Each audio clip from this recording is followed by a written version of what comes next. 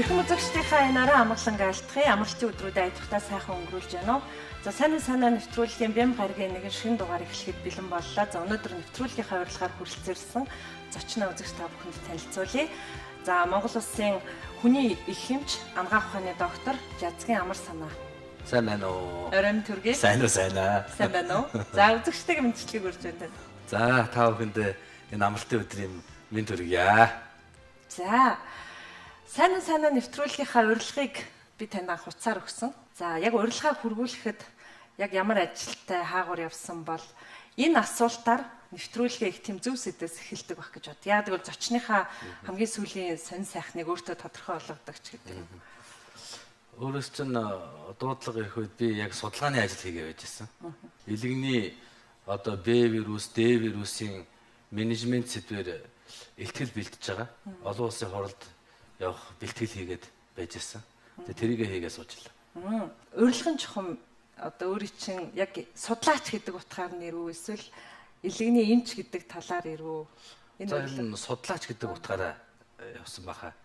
Би энэ Монголын илэгний эмбэс судлалын холбооны удирдах зөвлөлийн гишүүн гэж явдгийн. Тэгээ тэр хүрээгээр Монголд хийгдэж байгаа илэгний өвчлөлтэй холбоотой судалгаануудын ажлуудыг зарим нэгийг нь базах, зарим тохиолдолд шинээр судалгаа хийх энэ ажлуудыг нэлээд хийгддэг. Би өмнө нь энэ Монголын анагаах ухааны хүрээлэнд байсан. Тэр үед хавдрын судалгаа хийдэг байсан л та. Одоо монголчуудын гол одоо анхаарал татж байгаа өвчлөлүүдийн нэг бол яхахгүй илэгний гаралтай өвчнүүд байна л да. Тэгээд илэгний одоо төрөл бүрийн вирусыг устгах за энэ чиглэлээр эмчилгээний талаар бол хамгийн их ярьдаг хүн бол та л та. Яа харахгүй. Энэ сэдвч таныг бас олны танил болгосон, одоо таньдаг мэддэг болгосон. Тэгээд би нэг зүйлийг зүгээр танин мэдхэн чанартай асуухад сүүлийн үед бид нар энэ илэгний бүх төрлийн вирусын тухай их мэдээлэлтэй болчиход байна л да. За 10 жил л болж байгаа гэж бодож байна. Илэгний БЦ вирус гэдэг бол маш аюултай аливаа илэгний өвчтний их үндэс юм а гэд. Тэгээ энэний их үндэс нь чухам юу юм гэхээр одоо бидний л багад одоо тэр шарлах голомт нь болдго юм шиг байна тий. Тэгээ яагаад ер нь сүүлийн 10 жилд энэ сэдв ийм их хурцаар тавигдах болов? Одоо л судалж байгаа гэсэн үг үү юу? Яг хөө хэвлэл мэдээллийн хэрэгсэл маань өөрөө сүүлийн 10 жилд их тесрэлтэйгээр нэмэгдлээ шүү дээ тий. Жишээлбэл сошиал ертөнц байж гэн, дээр нь телевизүүдийн тоо байж гэн. Эрүүл мэндийн нэвтрүүлгүүд их асар олон боллоо. Тэгээд дээр нь бас энэ өвчлөл маань өөрөө Монгол хүний амь насанд хамгийн их занал хийлж эхэлсэн. Энэ бол сүүлийн 20 жилд бол илэгний хорт хавдар монголчууд хамгийн их нас барж гэн, илэгний өвчлөлөөр хамгийн их нас барж гэн. Өмнө нь бол харьцангуй арай бага байсан шүү дээ. Жишээлбэл нэг 60-аад он, 70-аад онд бол илэгний одоо хорт хавдар гэх мэтчлэн ноцтой өвчнгүүд их харьцангуй цөөхөн байсан. А тэр үед ихтэй юу их байсан бэ гэхээр зэрэг шарлалт буюу илэгний вирусын халдвар их байсан.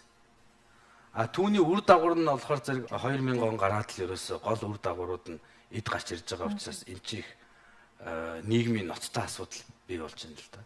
Тэр 60-аад онд юу болсон бэ гэхээр зэрэг Монгол улсад ерөөсөө энэ дархлаажуулалт за одоо янз бүрийн тарилганы хэрэглээ их өндөр хэмжээнд хүрсэн. Гэхдээ тэр үед нэг зүйл нь ойлгомжгүй байсан юу гэхээр энэ илэгний БЦ вирус гэдэг ийм аюултай хүчин юм байна гэдгийг ойлгодог байсан. Илэгний хорт хавдар үүсгдэг юм байна. Илэгний маань хатуурал үүсгдэг юм байна гэдэг тэр үед мэдээлэл маш тун хомсгон байсан. Яагаад гэвэл тэр үчин дөнгөж илэгний Б вирус гэж юу гэдэг юм бэ гэдгийг дөнгөж нээчихсэн. Илэгний С вирусыг нээгээчгүй байсан юм шүү дээ. Илэгний С вирусыг 89 онд анх илрүүлж нээсэн байдаг. Тэгээд түүнээс хойш бол за энэний үр дагавар бол 20-30 жилийн дараа хорт хавдарч байд юм уу? Илэгний хатуурлаар илэрдэг юм байна гэдэг нь мэдэгдээд эхэлсэн. Яг түүнтэй зэрэгцээл манай Монгол улсад бол илэгний хорт хавдар хатуурал бол эрс нэмэгдээд монголчуудын бараг л нас орж байгаа 3 хүний нэг нь илэгний өвчнөөр нас ордог болчихсон байсан шүү дээ. Нэг л мэдгээд. Асуултын маань гол санаа нь өнөөдөр тэгвэл тэр халдвар авах байдал нь ямар байна гэдэг байсан л та. За тэр бол их ноцтой хэмжээнд байгаа. Одоо ч гэсэн ноцтой хэмжээнд байгаа. Мэдээж хэрэг өмнөх үеийг харьцуулах юм бол тэр 60-аад он, 70-аад он, 80-аад онтой харьцуулах юм бол байхгүй л те. Бид нар ариутгал халдваргуудлынхаа асуудлыг шийдэхгүй бол одоо нөгөө цоорхоо төмпөн гэдэг шиг дээр нь ингээд ус хийгээл яадаг, ус нь гоожол яадаг тийм. Бид нар эмчлээд яадаг, эрүүлжүүлэл яадаг, цаана шинээр халдвар аваад яадаг. Энэ асуудал зогсохгүй бол энэ өвчлөл бас зогсоход маш хэцүү шүү дээ. Тэгээ өнөөдөр халдвар авах нөхцөл нь хэрч одоо эмнэлэг. За өнөөдөр хамгийн их энэ ариутгах халдваргуут муутай явагдаж байгаа эмнэлгүүд гэвэл энэ шүдний эмнэлгүүд байна.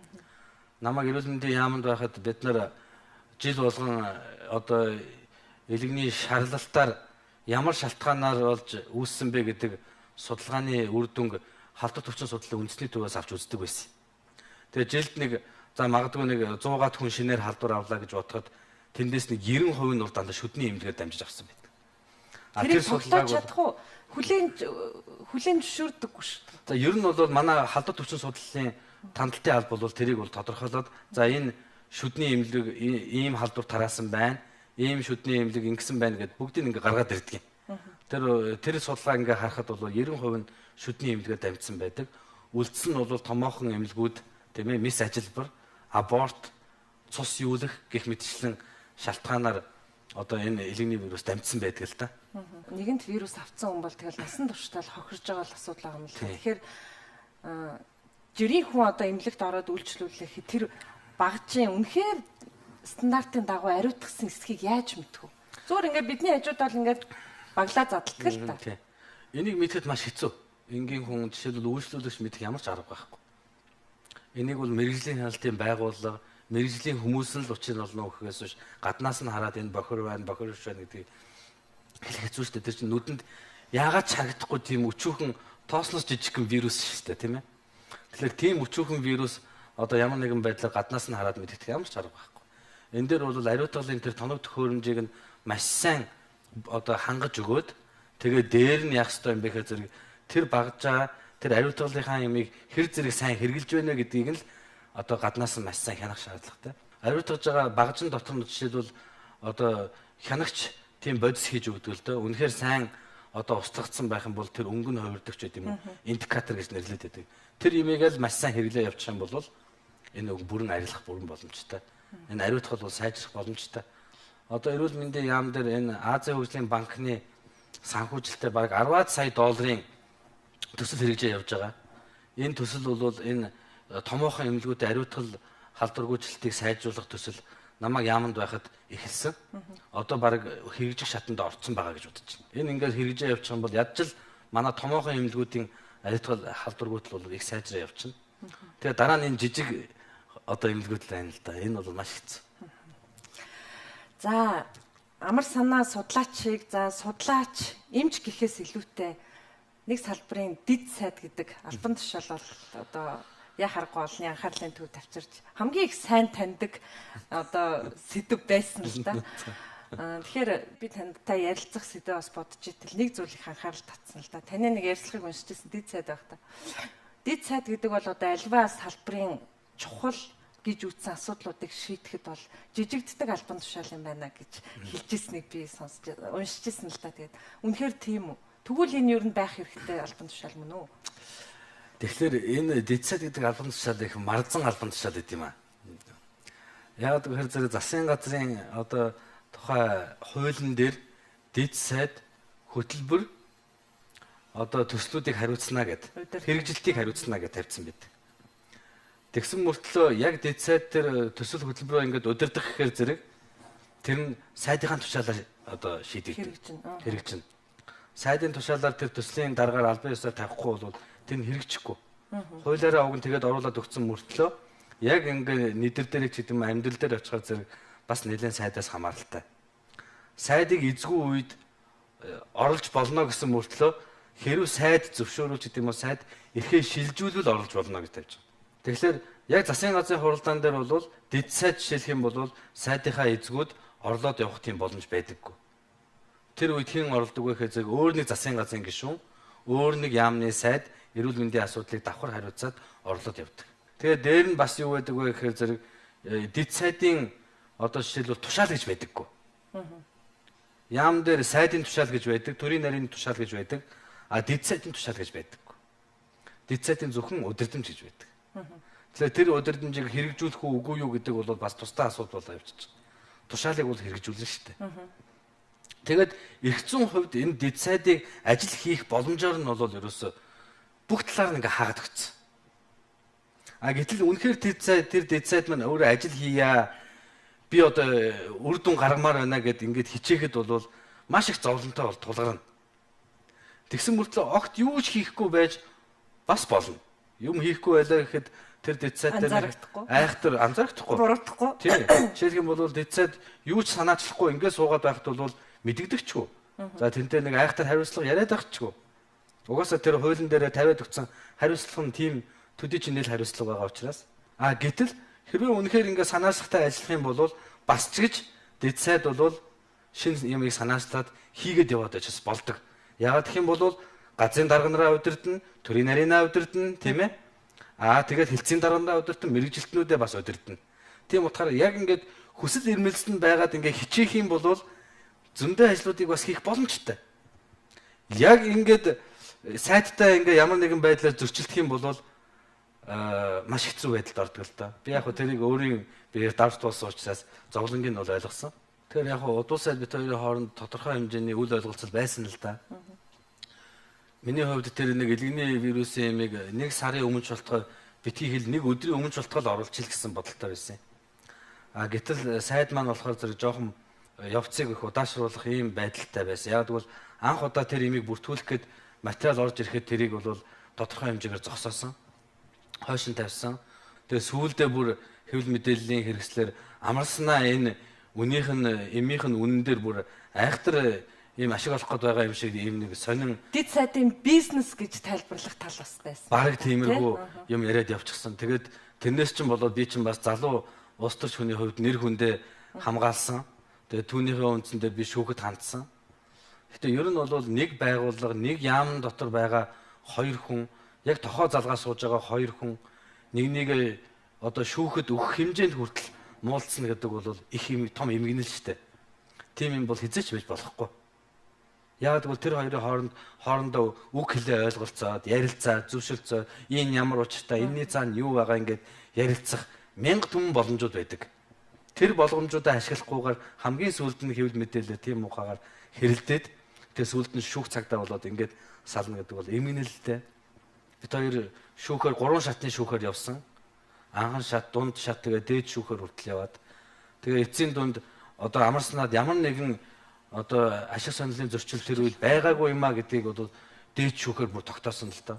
Энд бид нар асар их хэмжээний одоо мөнгө, цаг, тийм ээ, энэ эрч энерги зарцуулсан байгаа шүү дээ. Энэ бол сайхан зүйл биш.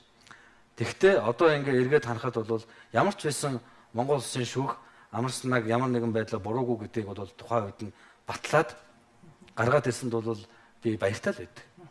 Гэтэ би удуу сайдыг их айхтар буруутгадаггүй. Удуу сайд магадгүй тэр үед буруу мэдээлэлтэй байсан бах. Яг ээж минь насны хүн шүү дээ. Тэр хүнд би эрүүл их сайн сайхныг одоо хүртэл хүсдэг. Цаашдын ажилд нь ч гэсэн би карьерт нь ч гэсэн сайн сайхныг хүсэл явж байгаа. Судлаачийн хувьд за тэгээд бас хариуцж байгаа албан тушаалын хувьд санаачилж гаргасан энэ ажил чинь цаанаа нэг тийм улс төрийн ч юм уу одоо танилаа юм шахалт ирж байна л да тий. За нөгөө талаар яг энэ сэдвийн хэвлэл мэдээлэл сошиал гэдэг ертөнц бүр ингээд эвэргээд таны нэрийг бас тодорхой хэмжээнд ингээд сэвтүүлэхэд зүгээр улс төрчийн хувьд за эсвэл зүгээр залуу хүний хувьд таныг мохоож ирсэн үү? Би одоо улс төрд ороод нэг удаагүй шүү дээ. Тэгээ энэ элдв янзын хил ам хар бараа юмнуудад бол бас их дархлаа сул байсан байж магадгүй. Одоо тэгтээ би ч бас нэг улс төрд ороод нэг 5-6 жил болчлоо. Эргээд харахад бол болтгол юм болсон юм байна гэж харж байгаа. Ягаад гэвэл Монгол улсад сайн сайхан юм хийлээгээд одоо 100% одоо тий болж үтж чинь гэж магтуулаад явдаг хүн байдаггүй. Ямар ч сайн ажил хийсэн байсан ямар нэгэн муулах шалтгаан бол олж л байдаг. Ялангуяа төр зүтгэж байгаа улсуудад бол яаж хийж байгаа л ямар нэгэн одоо хөө тортог бол нааж л архидаг тийм ээ. Жишээлх юм бол одоо ямар ч сайн ажил хийсэн жишээлбэл тэгэл яаж хийж байгаа л муулцдаг л байхгүй. Одоо амьд жишээнүүд одоо зөндөл байна шүү дээ тийм ээ. Батуул дээр ямар их сайн ажиллав. Алтан уурыг дараа ямар сайн ажиллав, ямар их ажлыг бүтээв.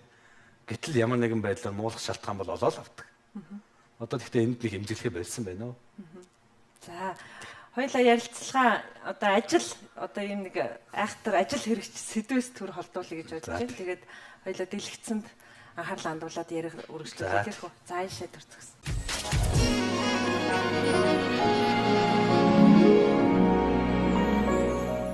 Амар санаа бид 2010 оноос би намайг мэдхийн. Бид анх элэгний хүчин судлалаар хамтарч судалгаа хийх талаар ярилцаж 2011 онд Бээжинд болсон олон улсын элэгний хүчин судлалын нийгэмлэг дээр хамтарсан судалгааны галтгэлээ тавьж байсан. Амар санаа бол их тийм судлаач олон улсад судалгааны аргачлалыг сайн сурсан, хэрхэн яаж бичих үү гэдэг дээр бол надад бас тусалж бит хоёрын хийсэн судалгаа бас олон улсын хэвлэл мэдээлэлээр хэвлэгдэж анх үйл ажиллагаа хамтарсан ажиллагаа эхэлж байсан. Энэ чинь бол нийслэлөө юм хийх хүүхэд байна шүү. Гэхдээ одоо Марамб нацагд орж байгаар Монгол эмнэлгийн заалгах чаад 80-ийн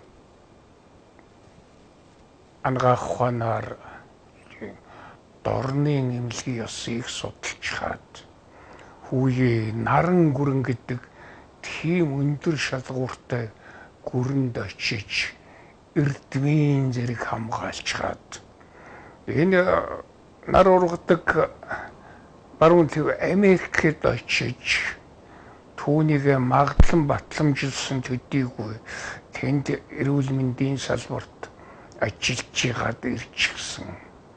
Нэг аман дотроо 5хан хэлтэй. Ийм нэг хүүхэд жацгийн амар санаа байна да. Анаах ухааны салбарт хийсэн ганц одоо чухал зүйлийг хэлэхэд л хангалттай гэж бодож байна. Энэ бол C вирусын эмчилгээг Монголд оруулж ирэхэд засгийн газрыг төлөөлөн анхны хилцээрийг Gilead компанитай хийж ирсэн явдал бол Монгол улсад C вирусыг устгах энэ одоо бидний өнөөдөр хэрэгжилж байгаа C вирус эсрэг эмийг оруулж ирэхэд бол чухал үр гүйцэтгэх гэсэн. Энэ бол одоо бидний элэгний өвчлөлийг ялангуяа C вирусын өвчлөлийг Монгол бууруулахад бол хийсэн үнэлж баршгүй том гавьяа гэж боддгоо. За нэгэн салбарт зүтгэж яваа хүний хэмж чин бүрэнгийн яриа бол яхааргүй та бүхэн сая ярьсан сэдвийг л давхар нотлоод үзэгчдэд өглөө гэж бодож байна. Би энэ ярианаас галсангүй яриаг их онцлмоор авал да. Би энэ яриаг сонсоод нэг зүйлийг анзаарсан. Би таны ч одоо хүний хэмж тэгэл одоо элэгний чиглэлээр судалгааны ажил хийдэг гэж ерөнхийдөө ойлгоо. За дээрэс нь ус төрч гэж хараал байсан чи Бурхны ном үзэж байсан гэд. За тий. Тэгээд цаашаа судалсан чинь мамп татсан хийдийн анхны шавнарын нэг юм билээ. Тэгээд энэс их тийм сонирхол татаад байгаа зүйл бол одоо яг лам юм уу эсвэл одоо энэ шашны буддын чиглэлээр одоо яг имч гэдэг талаа онцлсан юм уу? Тэгэхээр зарим хүмүүс намайг анзаараад байдаг юм л та. Яагаад чи ер нь яагаад өсөө оргуулдаг юм бэ гэд асууад байдаг байхгүй. Тэгээд би өсөө оргуулдаг нэг шалтгаан байдаг нь 13 наснда сахил хүртсэн. Яагаад гэвэл намайг 11 настай байхад манай өвөө бурхан болчихсон. Өвөө бол бас нутагтаа их нэр хүндтэй олон түмэнд их тустай хүн байсан л да. Өвөө бурхан болсон чинь аав эгчийн гэрээр дүүрэн хүн, тэгээд орцоор нь дүүрэн хүн, орцных нь гадаа баах улсууд ингээд ойчлоод эмгэнэл илэрхийлээд байжсэн. Тэгээд бид нар бол өвөөгөө бас одоо үнэхээр үнэлэх хэмжээнд нь бас үнэлдэггүй байсан юм байна. Биднуусын дэргэд ийм амьд бурхан байсан юм байна гэдгийг тухайн үед их гүнзгий ойлгож авч ирсэн. Манайх ах トゥ дөрвөлээ л дээ. Танаа манай энэ дөрвөн хүүхдээс нэгийг нь одоо лам болгоно гэд. Тэгээд нэгийг нь лам болгоно гэд намайг лам болгоно гэсэн. Тэгэхээр энэ зэрэг за одоо аав хэлж байгаа юм чи ингээд аавын үгээр л явсан. Тэгээ намайг тэр үед гандан дэвшлэн хийдийн дид хам байсан. Одоо бол хам булам чойж амц дээр авч очиод нэлээд том биетэй бүдүүн лам сууж байна. Тэр үед бидносыг одоо дунд сургуульд багт чинь одоо лам нар аюултай хүн зоддог барьдаг гэл тийм ээ. Шавнараа хайр гамгүй зоддог гэл нөгөө нэг юу гэдэг чинь өгүүлгүүд байдаг шүү дээ. Хүзийн гал энэ төр гэдэл тэгээд очисон том биетэй бүдүүн лам байж байна. Тэгэхээр би ч бас ажиллаа энэ нөгөө нэг айхтар хүн зоддог лам багш нарын багтаа гэж бодоод ухаалцлаа яачиж. Тэгээд ингээд ярьж ингээд үтсэн чинь юу тэр хүн зодох бурхан минь ямар сайхан хүн байсан байдیں۔ Хэнийг ч одоо ялахгүй тоож харьцаад л ярьдаг. Шав намааг хүртэл тоогоол хамаагүй улс төр мус төр юу хамаагүй яриад л тэгэл эрдэм ном оож заадаг. Зөв хүн байна гэж ямар хүн байдгийг өөрийнх нь биеэр үлгэр дуурайд үзүүлдэг ийм хүн байсан байхгүй. Тэгэл би тэр өдөөс тэгэл сахил хүртээд л Тэгэл одоо төвд номонд шамдан суралцаад бурхны шашныг их олон жил судалсан да.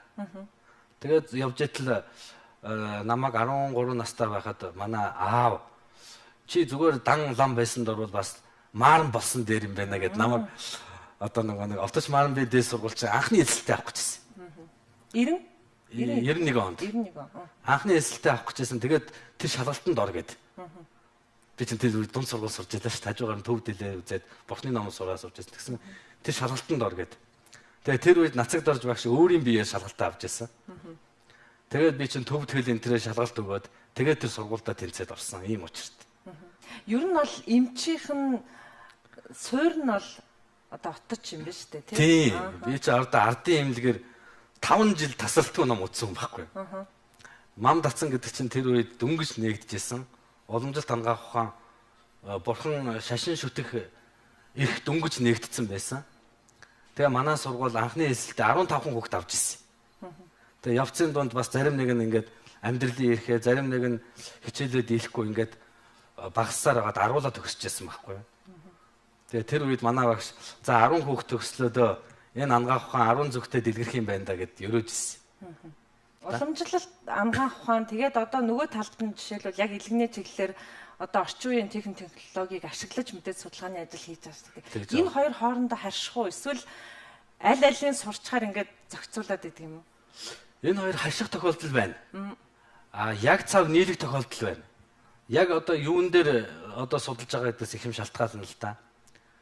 Жишээлх юм бол нэг юм дээр яг айхтар нийлээд байгаа сүүлийн үед хүний биеийг одоо хүний амь насыг яаж урт амьдруулах вэ гэдэг longevity гэдэг судалгааны одоо нэг юу байдаг вэ? Чиглэл байдаг. Яаж урт наслах вэ гэдэг. Тэр яаж урт наслах вэ гэдэг судалгааны ажлууд дээр бол сүүлийн үед хамгийн их одоо нэр хүндтэй байгаа судалгаа бол баг зэрэг өлсөх буюу мацаг барих.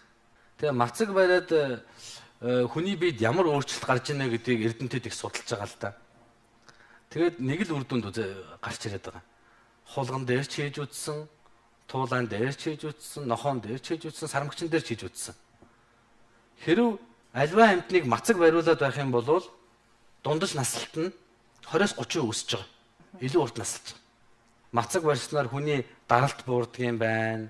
Мацаг барьснаар хүний одоо биеийн дотор байгаа муу муухай өөх тос, муу эсүүд гадагшилт юм байна. Хүний бие ерөнхийдөө их цэвэршдэг юм байна. Цэвэрснийхаа хэмжээгээ дархлаа сайжирдаг юм байна гэж гарч ирж байна. Тэгэхээр одоо бид нар шинжлэх ухаанч баймаар байна. Бас зарим хуучин уламжлалуудыг сэргээмээр байна. Хэрвээ бид нар тэр уламжлалаа сэргээж чадах юм бол монголчуудын дундаж наслалт магадгүй 20%-аар нэмэгдэх ийм бүрэн боломж харагдаад байгаа байхгүй. Одоо миний сүүлийн үед хамгийн их одоо шимтэн уншиж байгаа, хамгийн их сонирхож байгаа сэдв бол энэ мацаг барих байгаад байгаа. Сүүлийн үед энэ сахарын өвчин Монголд асар их нэмэгдээд байгаа. За 10 жилийн дотор 2 дахин нэмэгдсэн гэж. Энэ бол эрүүл мэндийн маш том гамшиг бидэн рүү ингээл асар том шуурга ингээд Монгол руу ирж байгаа байхгүй. Ягаад гэвэл Хятад улс өнөөдөр 150 сая хүн сахартай, сахар өвчнөд. Энтгэг одоо 80 сая хүн ам нь сахартай байна. Ерөөсөө энэ дэлхийн глобалчлагдж байгаа шүү дээ, тийм ээ? Үүнтэй холбоотой биднүүсийн хоол идэж ууж байгаа юм хүртэл глобалчлагдж байгаа байхгүй. Тэгэд энэ глобалчлагдсан хоол хүнс маань бас тийм ч бас сайн биш байна.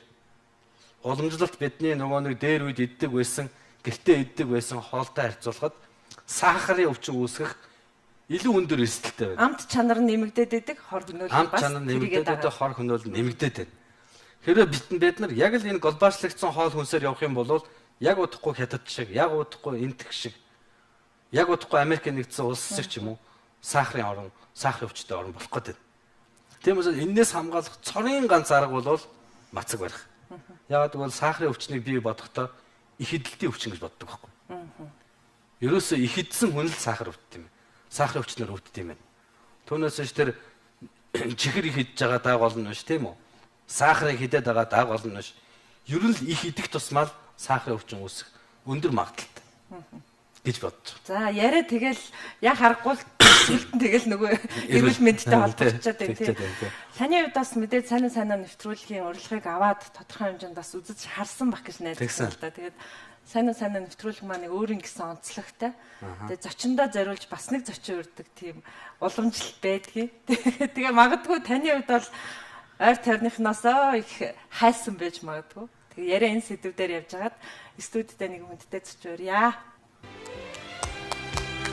За сайн нэвтрүүлгийн өнөөдрийн урьдаар Момс басаг хийдэг хэрэггүй хам. За хүний гаяа тийм нацаг дөрж сайн байна. Урьдчилан маань хүлээ авч хүрэлцээ юм байна. Таран сайхан үлч. Сайхан болж та сайхан болж байна. Том гой арга хэмжээнүүд багш сая цагаан байгууллаа шүү дээ. Харин одоо энэ 11 сар чинь маш их юутай байл. Ажилтай байл. Төвдийн ангаа ухааны хамгийн том сургууль Мензийн хаан гэдэг ласт байдаг. Тэндээс хоёр профессор урьж одоо сургалт авсан байна. За. Тэр хоёр бол үнэхээр мундаг эрдэнэтэй тийм маранбууд байна гэд багш их үнэлж илээ. Тэр арга хэмжээнд нь би саяхан орсон. За сайн нэвтрүүлгийн үзэгч та бүхэн хүлээн авч үзэж байна. Өнөөдөр нэвтрүүлгийн маань зочин хүний их хэмж ангаа ухааны доктор Амар Санаа. За дөнгөж цаг нэвтрүүлгийн маань урилгаар бас нэгэн хүндтэй зочин хүрэлцэн ирлээ. Монгол Улсын хүний гаяа тэмч Мамп татсан хэдийн тэргүүн хамт нацаг дорж. За зочин маань тааварлж юу?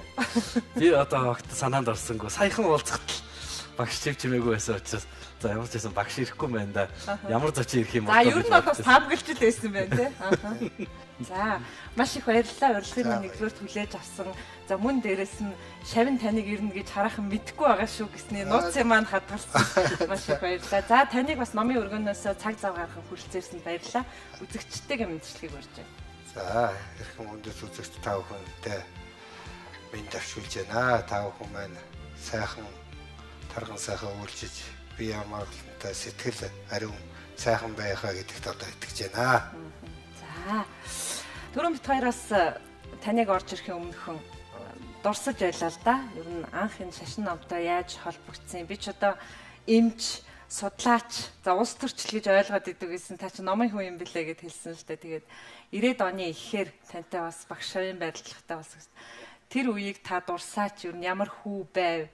Тийм бид нэр 1990 онд Монголын уламжилт эмнэлэг сургалтын төв Мам татсан байгуулад тэгээ улмаар 1990 онд энэ уламжилт ангаа ухааныг Монголд ер нь цаашдаа ер нь дэлхийд хөгжүүлэх хэрэгтэй байна гэдэг энэ их үзэл санаан дээр отчмарам дээд сургуулийг байгуулад ингээд үйл ажиллагаа явуулсан. Тэгээд Амар Санаа доктор бол одоо манай отчмарам одоо бол манайх их сургууль болсон. Энэ сургуулийн анхны одоо шав анхны төгсөгчдийн нэг нь.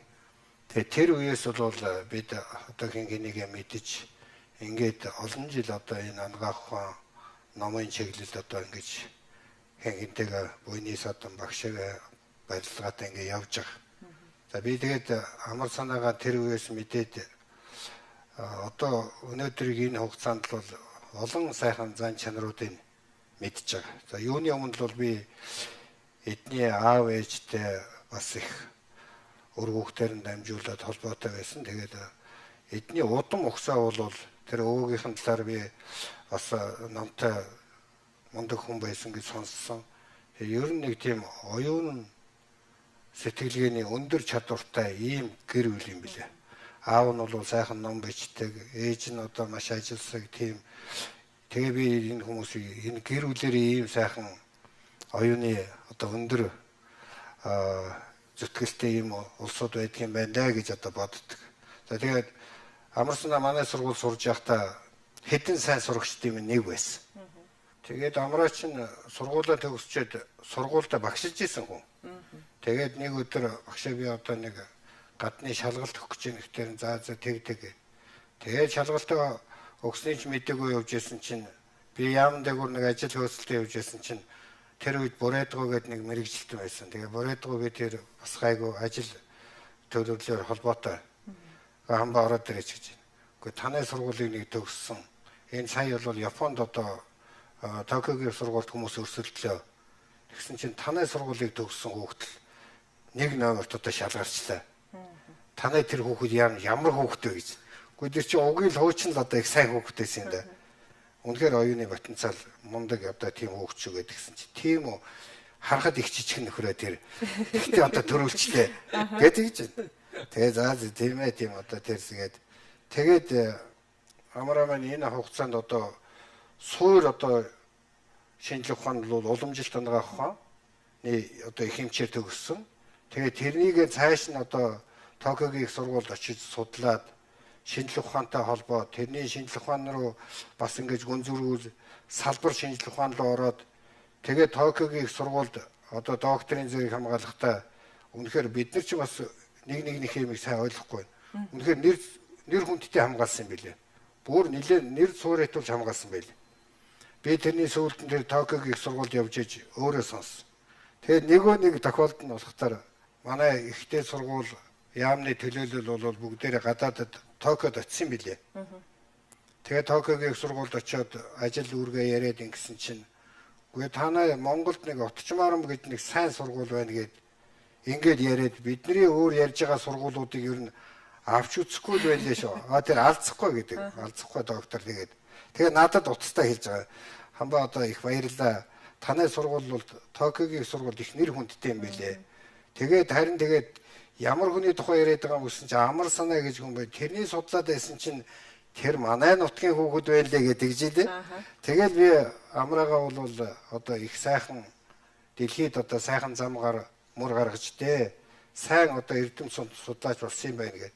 Тэгээ хожим нь би Америкт нэг ажиллаар явж исэн чинь амраа маань Харвардын их сургуульд бас тэнд одоо доктороор зочин доктороор очиж тэнд эрдэм ном зааж явахтаар нь үгүй ийм их оюуны сайн хүүхэд маань ингээ одоо гадаад яваад ингээ ер нь Монголд одоо нэг гарахгүй байна удаа гэж бодоод нэг үг хэллээ. За амраа минь чи одоо ингээд гадаадд их явж байна. Их ч юм сурсан байх. За тэгтээ чи нэг Монгол хүн байна да. Монголд очиж ажиллахгүй мó? Эсвэл энд одоо цалин мөнгө нь өндөр болоод ингээд чи яваад байна гэсэн чи үгүй багшаа цалин мөнгөндөө бишээ. Манай Токиогийн их сургууль одоо 40 хэдэн байгууллагаас надыг авъя гэж санал өгтөн би Харвардын их сургуулийг сургуулийнхаа удирдлагуудтай профессортойгоо ярьж шийдээд надыг нэгсэн явуулсан юм аа. Тэгээд за чи тэгээд нэг эх орондоо очиж энэ сурсан юм аа гаргалдаа эх орон ч бас одоо чиний сурсан юм хэрэгтэй байна шүү. Ингэж одоо туслуул их хэрэгтэй байна дээр амраа минь чи нэг бодоорой гэдгсэн чинь жилийн дараа над руу уцчих чинь. Багшаа би таны хэлснийг бодоол байсан чинь ер нь удахгүй нутаг руугаа буцсан шүү гэж. Би дотроо баярлаа. За одоо нутагтаа ирэх юм байна. За тэгээ ямар ч үлээ гэсэн нэг ийм хүнд ажил олдох байлгүй тэгээд дотроо бодоол. Тэгэл одоо Монголдо ирээл ингээл сайхан ажиллаад хоёрт нь одоо энэ эрүүл мэндийн салбарт бас тодорхой хугацаанд ажиллаж сайхан ажил хийсэн ба гэж одоо итгэж найдаж бас явдаг. А нөгөө нэг талаараа бол сая тав хүн мэдж байгаа шүү дээ. Одоо энэ С вирус гэдэг Монголын ард түмний бас нэг эмгэнэлтэй зовлонтой ийм өвчин зовлон байлаа. Энэнд одоо их тусал боллоо гэж бол би дотроо одоо хүндэлж явдгийг. Энэ олон ажлуудыг хийхэд мэдээж одоо янз бүрийн юм туулдаг л байлгүй. А тэгвэл би бол амраага ямар нэгэн улс төрж ороод явлаа тэглээ гэхэд нь бол нэг олон тав юм хэлдэг. Одоо хүний асуудал алийн болгонд би тэгж оролцдог ч юм биш. А тэгээд амраагийн бас нэг талд багш нь одоо яг чамд нэг баярлснаа хэлээ. Чамд хизээч хэлээгүй. Тэгсэн чинь багш одоо би сайд болчлаа гэж. Өө тийм үү багш нь одоо мэдээгүй сууж ийн гэсэн чинь хадаг өрөөд ирж байна. Тэгээ надад юу гэж хэлсэн гэж. За багш минь та амар амгалантай байгаарай. Би ямар нэг хэрэг төвөг энэ улс төр их муу гэж хүмүүс яриад байна. Би тийм мөнгө төгрөгний ямар нэг юмд холбогдохгүй шүү. Багш минь та амар амгалантай байж байгаарай гэж хэлж надад нэг хадаг өргөсөн. Тэгээ би бодохгүй. За амраа минь ийм үг хэлдэг юм байна. Ёс зүйн одоо дээдийн номыг үзсэн тэр эмч хүний ёс зүй үнэхээр байгаа юм байна даа гэж одоо бодож сэтгэлдээ. Тэгээ өнөөдрийг хүртэл ингээд бас багш хүний хувьд ажиглаад яваад байгаа шүү дээ. За ямар нэгэн одоо муу юм хийхгүй л хүү юм байна даа. Энэ бол одоо үнэхээр одоо нэг уугуул сэтгэлд нэг сайхан тийм гэгээлэг мөн чанар хүнд бий болчихдоор тэгээд одоо ийм сайн л одоо тэгээ би бол тэнд үнэхээр их баярлсан шүү амраа. Багштай чи тэр үгүй айгуул мартсан ч байж магадгүй. Тэгэж орж ирж ийсэн. Тийм учраас бол багшин тэрэнд нь бол баярлж явдгийг. За багшийн их сайхан үг байлаа. Тэгээ түрүүн хэлсэн л дээ за Америкт Харвардын их сургууль дээр таарч багш нэг үг хэлсэн юм байна. Лантуугаар зохиод авах шиг санагдсан уу яа. Тэгээ би ингээд л бодоод явдаг байсан. Энэ ингээд сураад л яваад идэг.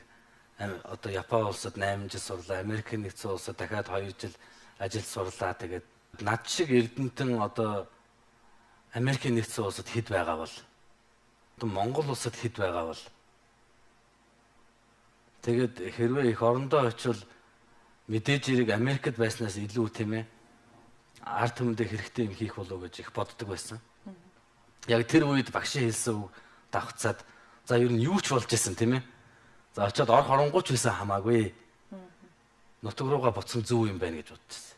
Тэгэхээр Монгол улс чинь ийм цөөхөн хүн амтай тэгээд нэг бэлтгэгдсэн нэг цөөхөн боловсон хүч нь гадагшаа яваад амьдраад өгөх юм.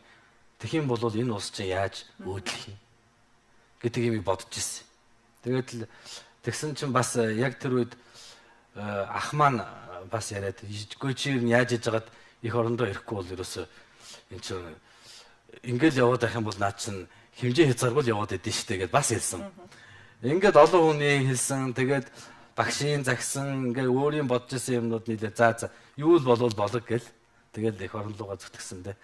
За их орондоо ирэхээр юу л болоо гэжтэй сайхан алгаад дэлгээд угтаад авна шүү дээ. Тий. Гэхдээ яг нөгөө нэг амьдралын баталгаа гэх тийм ээ. Хүн чинь нэг тогтвортой ажилд ороод нэг цалинтай ядж тийм ээ.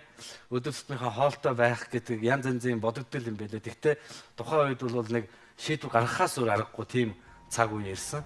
Тэгээ шийдвэрээ гаргаад их орондоо ирээ даа л гэж ерөн шийдсэн дээ. За баярлалаа.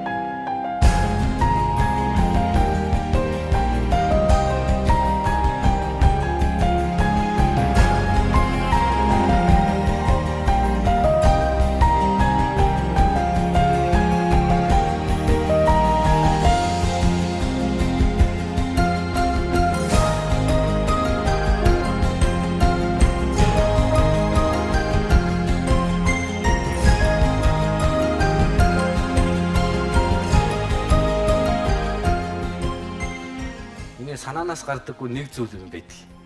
Багш өөрөө хэлснээр мартсан ч гэж магадгүй. Тэгвэл багш ингэ зааж өгч байсан.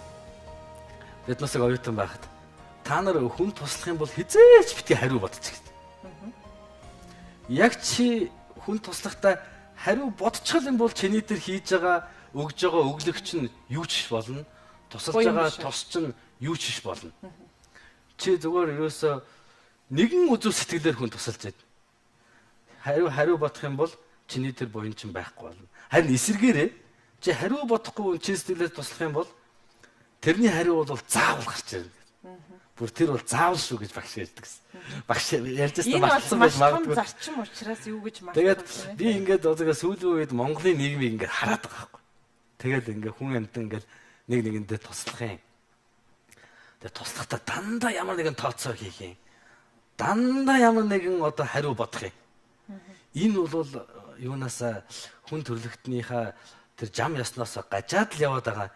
Буруу тишээл яваад байгаа. Тийм ээ? Багшийн сургаалаас гажаад л яваад байгаа.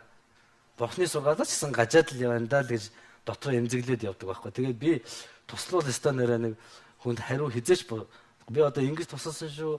Хариуд нь чи нэг ингээд өгөөч гэдэг ч юм уу. Тийм сэтгэл тээхгүй явах чинь бас их сайхан. гэж би боддог байхгүй. Багш магадгүй мартсан байж магадгүй. Багшны яг санаж байна. Санаж байна багш. Тий. Тэгээ би тэрийг өргөж бодтыг. Би ч амрыг сайд майд бодлогт нь ерөөсөө яг үнэнчэнтэй юу ч гүйж шин тэр янз бүрийн байдалд оруулаагүй дээ амраа тий. Би бол тэр талдаа бол их зарчимч хүн л дээ. Ямар нэгэн асуудал байх. Зүгээр уламжлалт дангаа ухааныхаа салбарын хөгжил яаж вэ? Нэг юу хийчих хэрэгтэй вэ? Бид юун дээр алдаж байна? Ингэсэн тэр юмнуудаа бол хаяа ингээд нэг уулзахтаа яриад бас нэг төрийн хайр ивэл Монголын ард түмний бас өөрсдийнх нь буян гэх шиг тэгэл бид тэрэндээ сайн ажиллаад өгвөл юм бүтээлээд гэл. Ийм сайхан. За их сайн шавчин бас их дэггүй байдаг штэ. Ер нь дэггүй байв. Шав лам нар чи ер нь жоохон дэггүй дөө байдаг. Одоо тэвэг мэв гэлээ. Тухайн үед анх шавилж орж байгаа. Үгүй энэ манай сургууль бол юу нэг дэггүй тэгтийн цаг хугацаач байхгүй. Эрдэм ном сураад явдаг. Хамгийн гол юм бол үнэхээр энэ амрагийн одоо тэр шүн чэйжилдэг. Яг онол. Тэр онолыг чэйжлэхдээ хүмүүс энийг бурхны ном яагаад ингэж яана гэж. Тэр онол яадаг юм бэ гэхээр яг үнэхээр одоо нэг илэгний өвчтэй хүн ороод ирэхэд илэгний өвчнийг тэр олон илэгний өвчнүүдийг аль нь аль вэ гэдгийг онлоороо өөрийнхөө чэйжилсэн номноос томьёонуудын татаад тэн дээрээ одоо томьёогийн татаад за энэ бол яг энэ гарцаагүй өвчин байна гэдэг үгээр дахиад тэн дээрээ бол оншоох алдаа мадгийг олоод дээр нь ямар эмчилгээ хийх юм, эмээр эмчлэх юм уу, тангаар эмчлэх юм уу те ямар засал хийх юм гэдэг тэр бүх өгөгдлүүдээ өгөөд тэгээ хариу нь гараад ирэхээр нь тэргүүрээ явдаг ийм том томьёонуудыг чэйжилдэг болсон. Тэгэхээр энэ анагаах ухааны хүн эмчилдэг энэ их томьёог бол энэ бурхны шишин бол буддизм бол хийж өгсөн. Тэгэхээр тэр томьёог чэйжлэхдээ бол үнэхээр гайхалтай байсан. Одоо юу бол өөрийнх нь оюун санаанд нэгэсний тэр компьютерийг тэр чигээр нь байж идэг л ийм л ухааныг сурсан хүн л дээ. Тэгэхээр бол мэдээж одоо олон зүйлийг бол оюун санаандаа тогтоох тэр тогтоох чадвар энэ төр нь бол амрагийн хувьд бол үнэхээр нэг багш хүмүүс нэг урам нь ордог оюутнууд байдгийг. Манай тэр цөөхөн хүүхдүүд дотор нэг хэдэн тийм хүүхд байсан. Одоо тэгээд тэд нар бүгд сайн явж байна. Гөрөөсөө юу л одоо үзээд иргэн тэрийг яг л хэлд. Тэгтэр ч юм багш нэг урамшаал ямар сайхан юм бэ гээл те. Багш хүмүүсийн нэг тийм зан чанар бол байдгийг шүү дээ. Шавнарын сайн яваад шавнарын тэр номыг үзээд шавнарын яс суртахуунтай байхдаа багш хүн зүгээр ингээл тэднэртэй юу хэлэх үгээр шөнжин өдөржин номоо үзээд нөгөөх маань ингэж асуудаг тэгдэг тэрэнд нь би яах вэ гэдэг ингээл сайн шавнар чинь багшаа хөгжүүлдэг бас нэг сайхан талтай ш. Тийм учраас нөгөө нэг буйны садан гэдэг чинь нэг нэгэндээ ингэж үндэс суур тэр үр жимсэн гаргадаг юм руу ингэж явдаг ийм зарчимтай учраас бол манай амраа бол тийм л байсан. Одоо отчморомд их сургууль сурж байгаа оюутнуудыг ээж аав нь ирээд эхэлж байгаа. Гэхдээ танай сургууль яг юу зааж өгдөг юм бэ гэдэг. Гэхдээ бид нар одоо ном л заадаг, анагаахын заадаг. Гэхдээ тэгтээ нэг өөр юм заагаад байх шиг байна гэдэг. Яаж ийм гэсэн чиггүй манай хүүхэд нэг жоохон сахилгагүй хүүхэд байсан юм а. Тэгсэн чинь танай сургуульд ороод нэг 2-3 сар болсон чинь биднийг одоо ингээ хүмүүжүүлээд тэгээд дүүнэрээ хүмүүжүүлээд байна. Энэ ямар ном заагаад өгчих төр миний хүүхэд өөрчлөх чи гэж. Тэгэхээр би хэлж байгаа. Энд бол ерөөсөө хүний төрлийн сайн ойлгуулж өгдөг юм аа.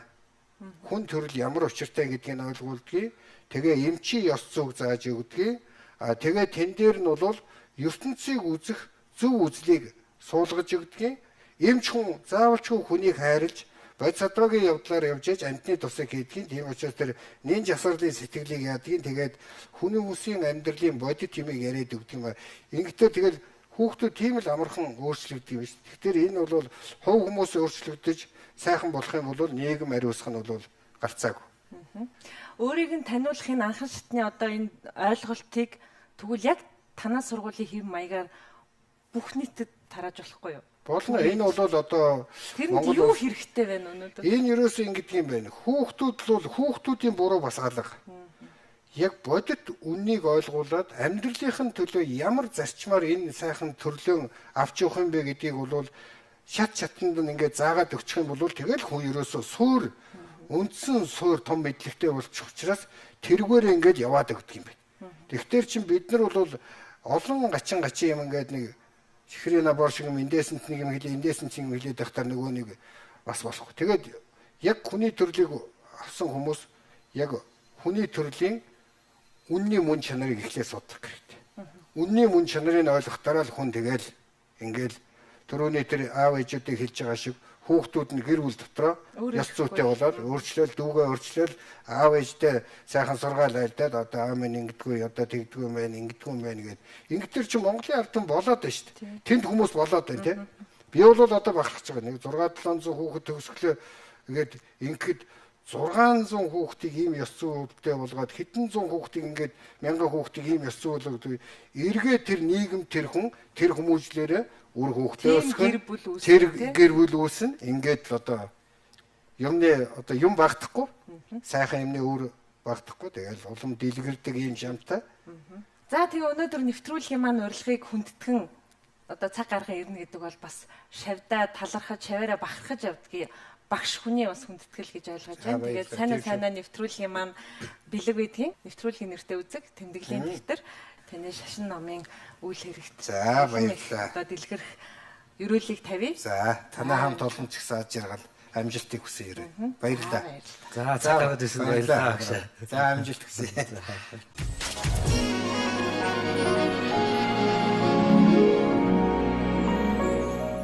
Багшийн өрөөд авирлээ. Сандарчтай. Архан уулцсан байсан байна. Гэхдээ өнөөдрийн одоо энэ нэвтрүүлгийн одоо үн цэнээр мэдээж багшаасаа бас их сайхан үнэлэмжийн үг авлаа. Энэ бол мэдээж танд маш том ухамсар, шагнал гэж ойлгож шүү дээ. Энэ одоо бас их магтуулахаар санаа зовх юм. За багшигаа орж ирсэн жоохон бие бэр үү яа. Бие бэрсэн. Энэ 3-4 см жижигэрсэн шүү дээ сая. За. Ер нь лам хувц өмсдөг үү? Лам хувц өмсдөг үү? Би ер нь сая эрүүл мэндийн яамд очихоос өмнө лам хувцас өмсдөг байсан л та. Тэгээ нөгөө нэг улс төр гэдэг чинь нэг айхтар хэл ам ихтэй учраас бас яамны сайд болчоо тэгээд лам хувцас өмсвөл бас хэл амдаар бөө юм болд юм болоо.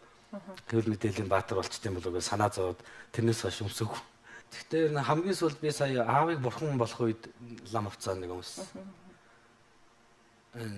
Аавынхаа одоо хойтын ерөөл тийм ээ.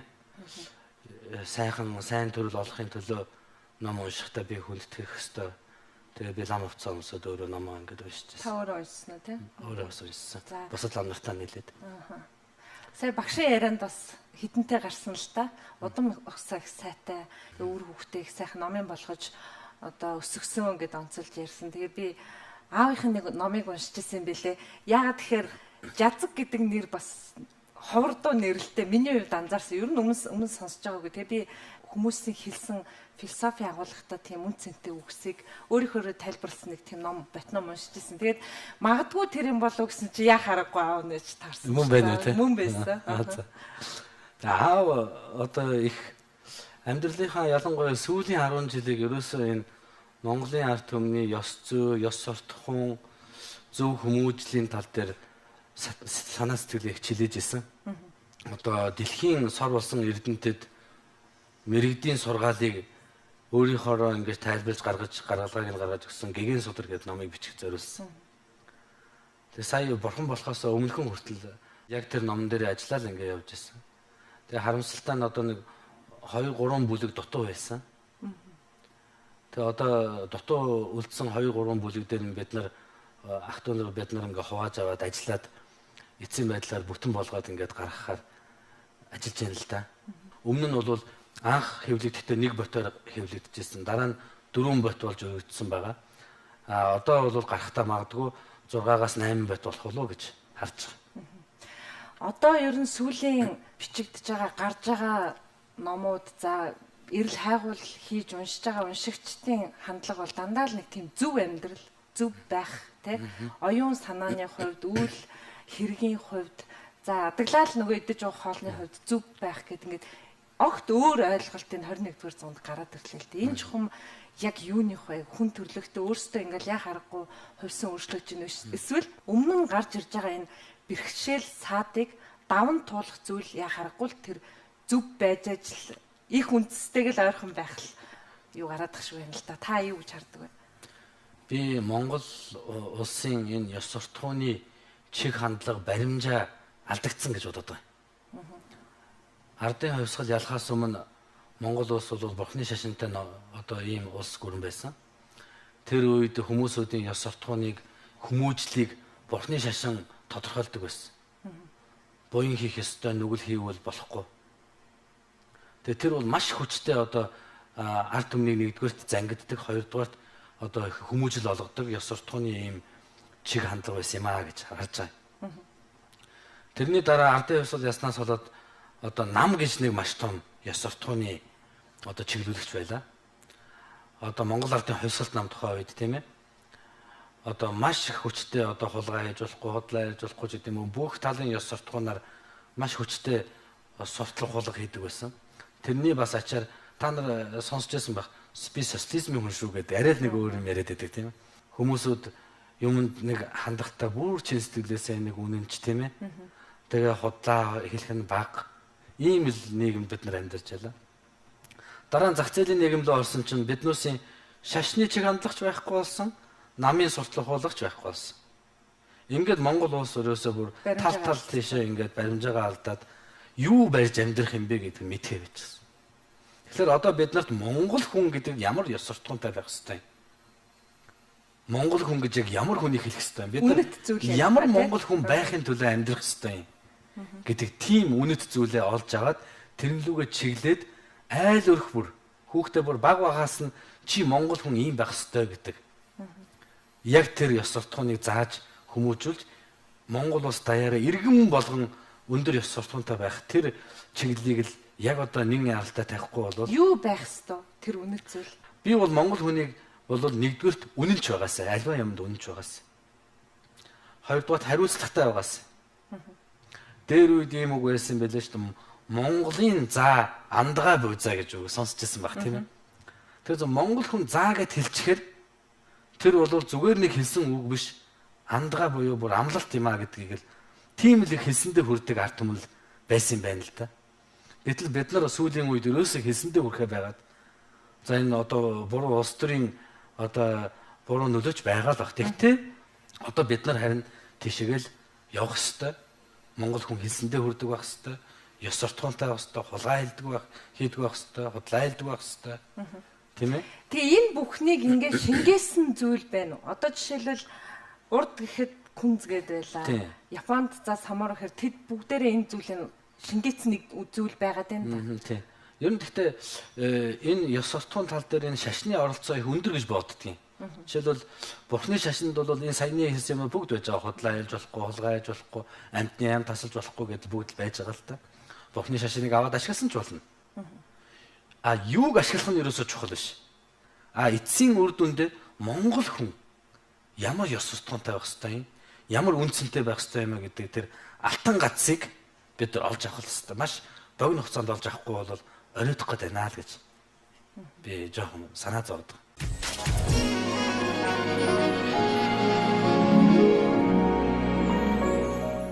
Таныг бас мэдээж дэд сайдаар ажиллаж исэн миний хувьд бас онцолж асуухад манайх нэг юм төрийн бодлогын залган чалаа гэж зүйл байдаггүй. Одоо салбарын сайд солигдохоор тэр сайдын нэрээр нэг ажлын чиг баримжаа нэг имижийг бүрдүүлдэг ч юм уу байгаад байна л да. За эрүүл мэндийн салбараар яриа гэж бодоход хамгийн сүүлээс нь санаанд орж байгаагаар хэлэхэд за цолмон сайдын үед бол эмэгтэйчүүдийн хавдрын чиглэлээр за умаа үзүүний хорт хавдрын чиглэлээр маш хүчтэй нэгдүгээрт тавьж исэн. За дараа нь удал сайдын үед буюу таны дэд сайдаар ажиллаж исэн үед гэхэд илэгний вирустэй тэмцэх бол Монголын эрүүл мэндийн салбарын тэргүүн асуудал юм а гэж нийгэмд ойлголт өгсөн. За нөгөө талд нь боловсролын салбар гэхээр Отгон баяр сайдын үед бол Кембрижийн тогтолцоо гэл зараа нь Ган төмөр сайдын үед гэл тэгэхэд нөгөө 12 жилийн тогтолцоо Зөв Монгол хүүхэд гэл ингээд сайдынхаа нэрээр ингээд имижийг бүрдүүлээд ингээд бодлого солигдоод яваад байдаг. Энэ дээр юу н таны бодлоо маань. Тэгэхээр одоо за энтэй нэг асуулт хандах чи. Таны салбарт байхдаа хийж исэн ажлуудыг өнөөдөр баллууртсан байна уу эсвэл үргэлжилж байна уу? Одоо бас та анзаарч харж байгаа л байлгүй те. Би саяны ярьсантай ч санал нэгтэй байгаа. Альва сайдаас болоод тухайн салбарын бодлого чиглэл оргонгоороо иргэдэг энэ үзэгдэл манай Монголд л их ам бөхтэй орчод байгаа. Гэхдээ би эрүүл мэндийн яамыг жишээлбэл нэг л юм дээр та нар анхаараач л гэж үздэг. Монголчууд юунаас болж нас бараад байгаа юм? Тэр нь л үгүй л анхаар. Жишээлбэл монголчууд одоо хамгийн их нас бараад байгаа нь зүг судасны өвчин шүү дээ. Хамгийн нэгдүгээр шалтгаан. Зүрх судасны өвчин. Хоёрдугаар дэлгэний өвчин. Гуравдугаар босод хор тавдрууд орж ирж байгаа. Хамгийн анхаарал хандуулах ёстой асуудал бол зүрх судасны өвчин юм аа. Тийм учраас би нөгөө нэг хоолны хүнсний эрүүл мэнд трансдос гэж одоо нэг хүн судлаач аятал яриад байдаг тийм учиртай. Бид нар яагаад энэ хар залуугаасаа зүрх судасны өвчнөр нас бараад байгаа юм? Яагаад зүрхний шигдээсээр ийм их залуу усуд нас бараад байгаа юм? Монголчууд яагаад ийм залуугаараа харваад байгаа юм? Энэ бүх юм чинь биднээсийн хоол хүнстэй холбоотой байна гэдгийг л хэлээд байгаа байхгүй. Тэгээ би хоол хүнсэн дотор байгаа тэр агуулмжийг ингээд нарийн ажиллаад байхаа зэрэг хамгийн муу өөх тос нь трансдос. Трансдос бол одоо судасны ханд очиж наалдаад судасны ханыг хамгийн их бүгэлдэг ийм муу тос байхгүй. Гэтэл бид нар тэрийг хамгийн хэрэглээд байна. Болохгүй. Бид нар харавсан хүнтэй зүрхний шигдээс болоод нас барах гэж байгаа хүнтэй зууралдаад байх нь нэг асуудал. Гэтэл тэр чинь үүсгээд байгаа тэр доор нь байгаа тэр цог биш үү? Тэр галыг үүсгээд байгаа цог нь юу юм бэ гэхээр зэрэг бидний хоол хүнс байгаа байхгүй. Амьдралын буруу хэв маяг хит идэлт. Энэ бүх юм чинь үр дагавар нь л одоо тэр харвалт, даралт ихсэх өвчин, зүрхний шигдээс гээд зүрх судасны өвчнүүд гарч ирээд байгаа болохоос биш жинхэнэ шалтгаан нь бол хоол хүнс юм аа. Тийм учраас би эрүүл мэндийн яамд байхдаа ганцхан илгэний өвчин гэж яриаггүй л дээ. Хоол тэжээлийн үндэсний хөтөлбөр гэдэг юмыг боловсруулж ирсэн. Тэр үндэсний хөтөлбөр дотор трансдосыг хязгаарлаж үү тийм үү энэ юмнууд ингээд орчихсон байж байгаа. Сая сайхан бэлэг ерөнхий сайдын үед тэр үндэсний хөтөлбөр батлагдсан. Гэхдээ одоо асуудал юун дээр байна гэхээр хэрэгжилтэн дээр байгаа. Тэр хөтөлбөр дотор үе шаттайгаар трансдосыг бууруулна гэд орчихсон байгаа боловч яг өнөөдөр нөгөө трансдосоо бид нар хэрэгэлсээр л байна. Энийг яагаад хэрэгжүүлэхгүй байгаа гэдэг асуудал дээр л одоо хэл амыг л орно л та. Тэгэхээр транс тосны хэрэглээг бууруулна гэхээр хүнсний зүйлээ зөв сонгох мэдлэг хэрэгтэй байгаа тийм. Нөгөө талд нь транс тос агуулсан бүтээгдэхүүнийг зарлаж дадаглал импортоор оруулахгүй байх юм алхам хийгдэх хэрэгтэй байгаа. Тэгэхээр энэ бүх эрх мэдэл нь мэрэгжлийн халт дээр байгаа байхгүй. Тэрийг одоо нарийн задлж үзээд. Тэгэхдээ манай иргэдийн зүгээс бол би ганцхан юм дээр транс тосыг зүгээр ойлгочихоо гэж ойлгоод байгаа. Маргарин гэд бичсэн байх юм бол тэр бол транс тос байх бараг магадлал 99% байдаг байхгүй. Тэгэхдээ транс тос өөрөө их залтай л да. Маш олон янзын хэлбэрээр хүний хоол хүнсэнд орцсон байдаг. Юун дээрээ бол шашхан дээрээ бол жишээлбэл одоо ус төрөгчүүлсэн ургамлын тос гэж бичсэн байж байгаа. Ус төрөгчүүлсэн ургамлын тос гэдэг чинь үндсэндээ транс тосыг хийдэг арга байхгүй. Нэр нь өөр боловч цаанаа транс тос юм шүү. Хатуу хэлбэрт байгаа ургамлын тос байх юм бол тэр транс тос юм шүү. Транс тос маш олон хэлбэрт байдаг шүү дээ. Жишээл биднээсийн уудаг молконд хүртэл байдаг. Талхан дээр түхэж яддаг юу байдаг шүү дээ. Шоколад тэр дотор байдаг. Зөөлөн чихэр дотор транс тос байдаг. Ихэнх нарийн боонууд транс тостой байдаг. Ихэнх торт одоо дотоод дүлдүүд хэрэгжиж байгаа юм байдаг тийм. Бид нар жилдээ 2700 тонн транс тос гаднаас импортлдог байхгүй юу? Тэр 2700 тонн чинь хаашаа орж байгаа? Биднээс хотод л орж байгаа. Тэр чинь жил болгон орж ирж байгаа. Тэр чинь борлогдол байгаа учраас орж ирээд байгаа шүү дээ, тий. Тэгэхээр бид нар тэр чинь идэл юм гэсэн. Тийм учраас бид нар Монгол хүний эрүүл мэндийг л ярих гэж байгаа юм бол эрүүл хүнс яриач. Эрүүл хүнсийг ярихгүйгээр бид нар хичнээн харвалт яриад хэрэг алга, хичнээн хавдар яриад хэрэг алга, юу ч яриад нэмэр алгаа. Гэдгийг л би одоо энэ манай арт түмний энэ анхаарлыг энэ хүнс рүү чиглүүлэх гээд байгаа байхгүй. Зөв идээч, хэмжээгээ барьж идээч, бага идээч, тийм үү? Мацаг бариач. Хоолныхоо бүтцээ зөв анхаараач. Дотор нь юу байгаа гэдгийг хараач. Сахарын агуулмж хэр байгаа юм, тийм үү? Давсны агуулмж хэр байгаа юм? Транс тос байгаа мó үгүй юу? Энэ биднийг бүгдийг хяндаг байж чадчихж л эрүүл амьдрна. Нэгэн тал залуу байхдаа эрүүл амьдрах хэм маягийг эзэмсүүлж чадаагүй бол өвчин тусахтаа битгий харамсаач л гэж хэлдэг. Өнөөдрөөс эхлэж битгий хойшинтай байж. За сайн таны ингэж дурдж хэлсэн зүйлүүд одоо дандаа л иддэг юм маань байлаа. Одоо тэгээд эхнээс нь одоо багасгаж эхлэе да. За та хоёрын ярьцлага ерөөхдөө өндөрлөж байна. Тэгээд үзэгч маань бас анзаарсан бах. Миний асуулт болгоны тодтолт судлаач гэдэг талаас нь ярьсан. За тэгээд түрүүн нэвтрүүлгийн урилга хургуулахад одоо удахгүй олон улсын хуралд очиж бас одоо илтгэл тавих гэж байгаа. Тэрнийхээ судалгааны ажиллаар байсан гэсэн. Тэгээд за судалгааны ажлын чиглэлүүдийн тухай онцолж яриад хоёлаа ярьцлага өндөрлөе. Түрүүн бас чимбүр эмч онцолж хэлсэн шүү дээ. Бид хоёр бас илэгний вирусын чиглэлээр хамтарсан судалгаа хийж байна. Чимбүр эмчтэй хоёр олон жил хамтарч судалгаа хийж байгаа л да. Тэгээ би чимбүр эмчид нэг юм дээр маш их баярлалдаг. Чимбүр эмчтэй хоёр нэг юм дээр сэтгэл санаа айгүй нийлдэг байхгүй юу? Хоёулаа энэ илэгний өвчлөлийг стандараар Монгол улсад байхгүй болгочихсон гэж айгүй чин сэтгэлээсээ ямар нэгэн элдв янзын тийм ашиг сонирхол биш. Үнэхээр чин сэтгэлээсээ энэ илэгний өвчлөлийг бууруулчихсан гэсэн ийм үзэл бодлороо бид хоёр нэгддэг. Тэгээ саяхан мань хүн чинь 20-од хүнд элэг шилжүүлэн суулгах хагалгааг үнэгүй хийх гэж зориод ажиллаад байгаа байхгүй.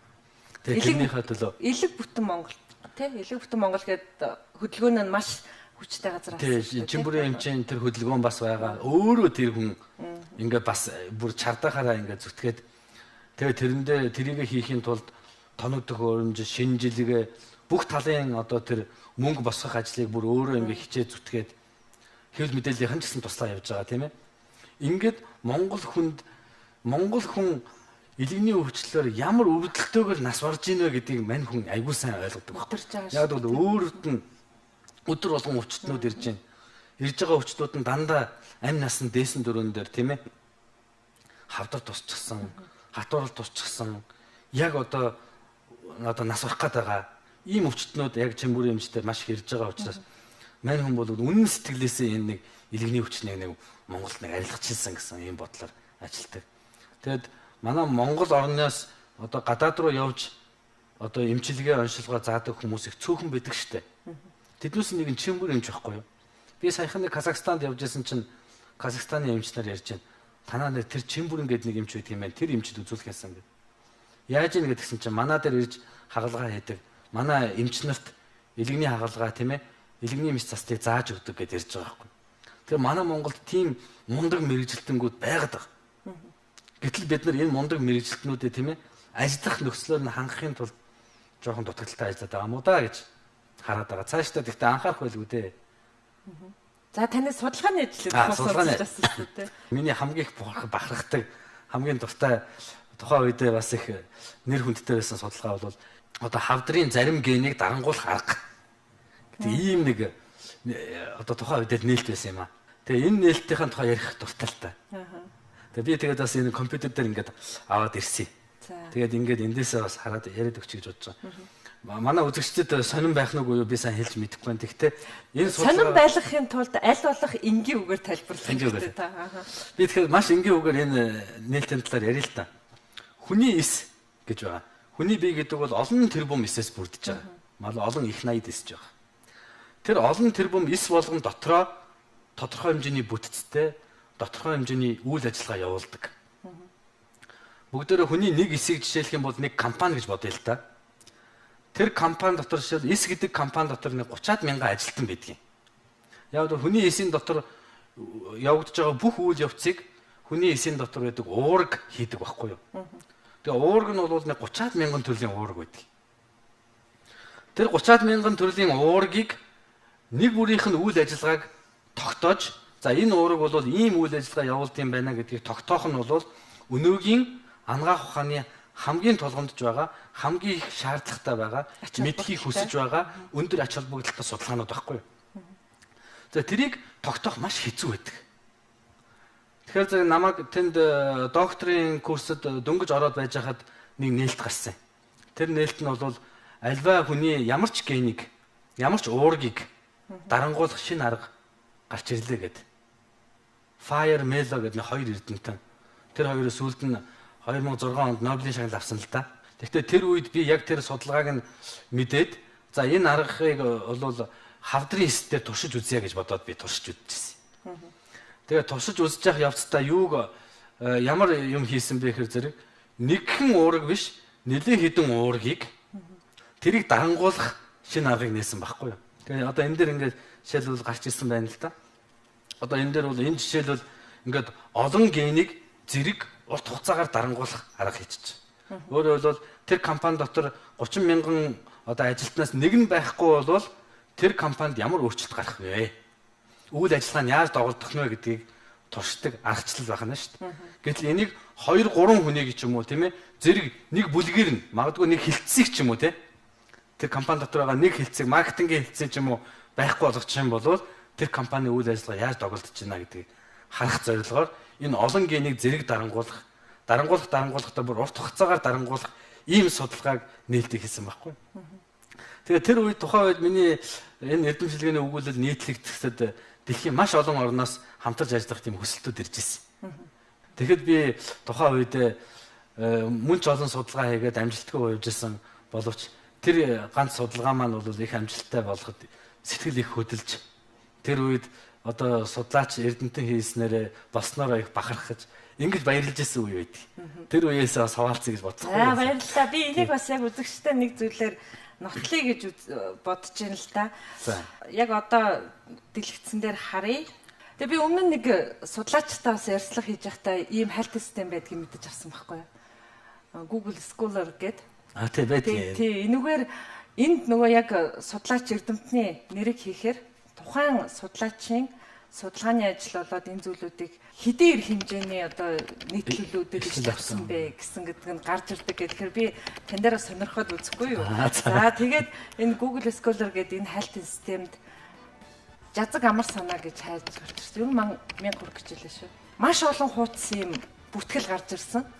Тэгэхээр таны судалгааны ажлууд бас өдий тооны хэмжээнд бас иш татагдсан байна гэж ойлгож болох уу? Тий, энэ бол нөгөө эрдэмтдийн одоо хийсэн ажлуудыг хэдэн удаа яаж ишилсэн байна вэ гэдгийг гаргадаг хайлтын систем л дээ. Энэ Google компани хийсэн хайлтын систем. Эрдэмтдийн хамгийн их ашигладаг нэгээ тийм ээ санджиж хардаг ийм систем байдаг. Та өөрийнхөө бас тодорхой хэмжээнд байж байгаа л энэ хайлтыг хийгээд бас урам авна. Бас авнаа. Тэгээд би нэг жилдээ нэг удаа ч юм уу эсвэл бол 2-3 жилдээ нэг удаа л орж үздэг. Угаасаа нэмэгдсэн байх уу? Тий, ер нь нэмэгдэж гин үгүй юу гэдэг ингээ хартай. Хаяа нэг 100-аар нэмэгдсэн, хаяа нэг 200-аар нэмэгдсэн, хаяа нэг 20-30-аар нэмэгдсэн байдаг. Тэгэл хүн чинь их жижиг юмнаас таашаад авна тийм ээ. Миний хийсэн бүтээлийг ингээд л дэлхийн ингээд бүрээс ингээд ижил татсан юм байна гэж бодоод тэр жижигхэн юм ч гэсэн хүн айгүй их баярлд юм байна. Урам авдаг юм байна. Би тэг эндээс хаяа бас орж нэг урам авнаа. Тэр нь бол гоё дуртай. Тий.